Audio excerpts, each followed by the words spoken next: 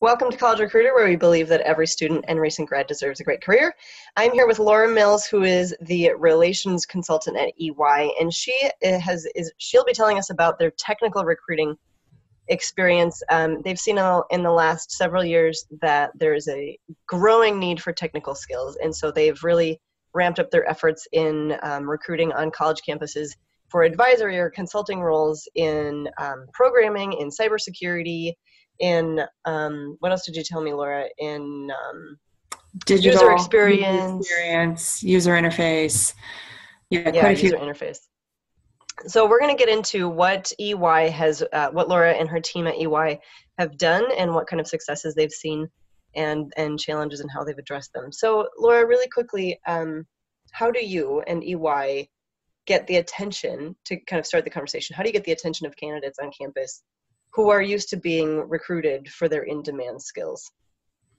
Well, if I'm honest, we're figuring that out right now. We have not gotten that down pat at all. And it's been a bit of a challenge for us because we are so well known in a business school environment that I think that we learned quickly when we started to recruit technical students that trying to apply the same principles that worked with business school students to technical students was like trying to put a square peg into a round hole.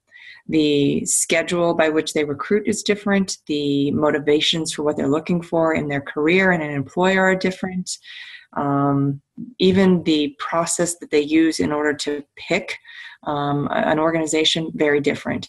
And then, of course, when you think about technical jobs, Amazon, Google, Microsoft, those types of names come to mind. Ernst & Young doesn't necessarily come to mind. To our advantage right now, though, I would say, is that we're not the only non-technical recruiter that is now really looking for technical students. Mm-hmm. So you see the banks looking, you see companies like GE looking. Mm-hmm. And then, of course, we amongst the Big Four are all also looking as well. So we're in good company in this no man's land, so to speak. We're just really trying to make sure that we're thoughtful and deliberate in what we do. We don't want to be out there creating a brand that's an anti-brand, if you will, with these students versus something they're seeking. Are you hopeful that with time, students with technical skills will learn that their skills are in demand outside of big tech firms? Oh, I think they're already there. They already know that. I think they know that for sure. It's really about whether or not they understand the value proposition of working external to a true technical environment. So where do the scales tip for you when it comes to balancing technical skills versus non-technical skills, soft skills?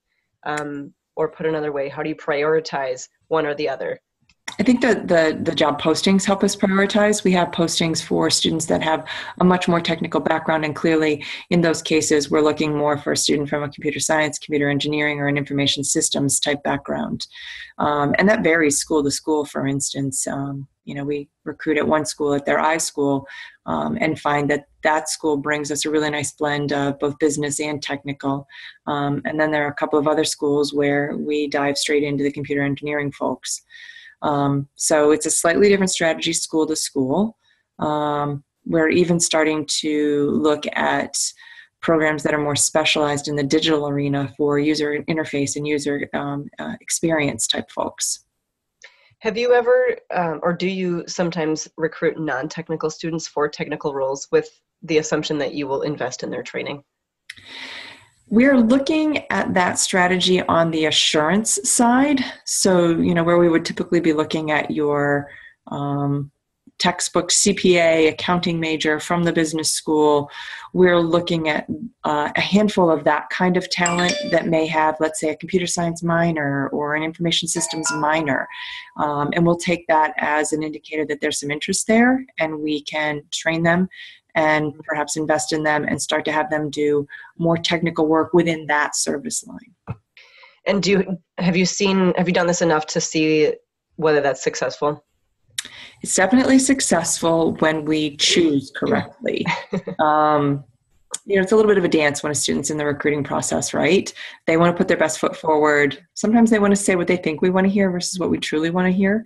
And what we truly want to hear for anybody listening is the truth. We want to know what you really want. If you're an amazing candidate, we'll find a spot for you, and it will hopefully be a fit for you and a fit for us. It doesn't do anybody any good if we just try to fit you in somewhere to fit you in. You're going to want to be happy wherever you go. Right. Mm-hmm. Where can you speak to non-traditional student recruitment? So where do non-traditional students, meaning, and maybe this is a limited definition, but online students, community technical colleges, boot camps, graduates, how do those fit into your recruitment plans? So we've got a entire program called Gig Now, which we're hiring students and non-traditional folks through, and those are really coming into the firm and working on a project here and there. You might work on a short-term project or a long-term project or a series of projects, but you're hired just for the project, and you're hired for your skills, not necessarily for an educational pedigree. So what does the application process look like for them? It's all technicals, all online. So everything's done electronically. There's definitely a screen though, because you're going to be working as part of a team, no matter where you are in UI. So the screen at this point is there's first an application, and we're looking for the skills on that application. Then there'll be a video interview. That's asynchronous, by the way. Then we move from the video interview to a live interview process. And I think sometimes the rehire is happening because we found somebody that was amazing on a project and, was a good fit. And so they'll end up coming back project after project. Okay. And is that typical, or is that the exception to the rule? Still too new to say what the trend is. Gig for hire, that's what you call it? Gig now. Gig now. Gig for Gig now.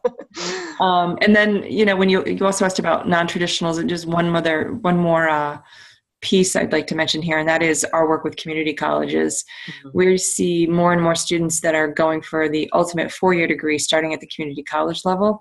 And so to early ID those students at the transfer point, it's almost leaving them at a disadvantage. So we're working with community colleges to start to bring some awareness about career education to those students before they transfer, knowing that they're ultimately going to engage with us sort of in the meaningful job search function once they transfer.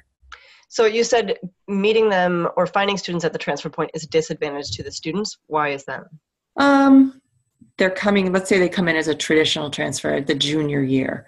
So they're trying to determine all the basics about how to get around campus, where to have lunch.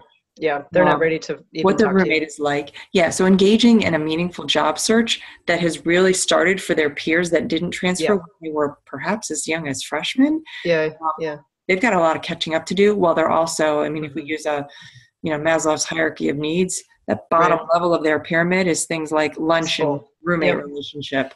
And certainly school. Good point. To them in that we're asking an awful lot of them. All at once. So you want to reach them earlier. That's great. Yeah, and give them the same advantage that their peers who didn't transfer had.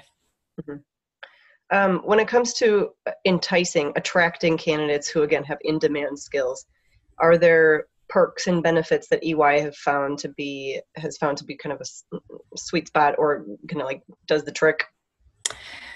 We haven't yet. We know they're there. We're in fact working with a couple of external groups who we've contracted with to do some focus groups for us and some market research and try and get the answer to some of those things for us. Again, not so that we can make them up, but if what students are looking for exists within the cohort of advantages for working with EY, we want to make sure we feature that. And also just to know what is it that they're looking for, you can speak to it. Sure. If they're wondering why you're not saying XYZ, you can speak to it. I will say that some of the early returns that we're getting from this research indicate that students are looking for increasing challenge throughout their career and variety. And they don't get that as much as they would want at, let's say, the Googles or the Amazons of the world, because they're hired for one function and they go in. They perform that function day in, day out, day in, day out. So we think we might have an opportunity there to talk about the variety of work that they'd get to be exposed to at EY and the career progression that's very clearly built into everybody at EY's career development. That's valuable. That's great. Can you speak to how you, and I don't know if you are involved, I don't know if you are a full cycle, but what about the negotiation with candidates who, again, back to the point about having really in-demand skills, offering a total compensation package to students for what they're actually worth without draining your pool necessarily? I'm not involved in that on a day-to-day basis, but I will say to you, EY's philosophy there is that we do have a very competitive total compensation package when you start to put in salary. Benefits are incredibly competitive, including time off, perks that include things like cell phone reimbursements, healthcare reimbursement, meaning like health club membership reimbursements, the pension plan, the 401k plan. And when you start to throw everything in, we know that definitely compared to the big four and our true, if you will, niche peers, we're incredibly competitive. When you start to place us against banks, we still feel incredibly competitive. We're pretty new to this wider arena, including technical firms. So we're still doing some figuring there. Mm-hmm, sure. And so you and I were talking earlier about some of your interview strategies that you've been trying out that are different than perhaps different for recruiting for different roles. Can you talk about your interview strategies? Yeah. So this past year, we piloted in a portion of the United States video interviewing for first round interviews, which was a terrific opportunity for us to reduce the amount of travel to campuses, gave students an opportunity to try some technology that's, since it's asynchronous, get it sort of unlimited do-overs, if you will. So there's sort of a nice safety net built into something like that. We have had a case interview involved in our second round interviews for quite some years now. So that's a great way for us to get a feel for somebody's ability to think on their feet, communication skills, especially with a complex process that they're going to have to try and walk us through as they go through the case interview. And then, of course, handle some pressure. We do find that the business school students who have been so well prepped for case interviewing for so many years in their academic career really do a good job with it at varying levels depending on the amount of prep and then, of course, the student's individual skill. The technical students haven't had the advantage of that same kind of prep because it hasn't necessarily been a part of the interview process for them. So we're finding them not to do as well as a whole for that reason. So we're working with the career services folks on the campuses where we do technical interviewing and helping them become more versed there so that they can then work with students the same way that their business school cohorts do. Yeah, that seems like an important piece. Well, I think that it's one thing to, give somebody a fish, but teaching them to fish is a different proposition. So that's really the philosophy there. Is there anything else you would add in terms of lessons learned in your, you said 5 years, EY has really ramped up its technical recruiting efforts. Big lessons learned? Big fails? I think the big lesson learned for us is that this is a very different arena. So while we definitely have a process that is a well-oiled machine for a certain cohort of student, it is not as simple as applying that same process to a very different student mindset. Yeah. So I think the biggest lesson we've learned is to listen, learn, and have respect for that different process and cohort, and make sure that we're trying to fit into it versus trying to get them to change to us. Because they won't. No, they won't. And we're just going to fail with that. It's almost an arrogant perspective, and we'll fail for sure. Yeah. Well, and you could say that about any recruiting for any particular field, right? There might be different. You can't come to campus assuming one thing that works for a different field. Right. Absolutely. Well, Laura, thank you so much for your insight. I wish you the best of luck as your technical recruiting furthers. And I hopefully will be in touch in the future. Thank you so much, Anna. I really appreciate your time today.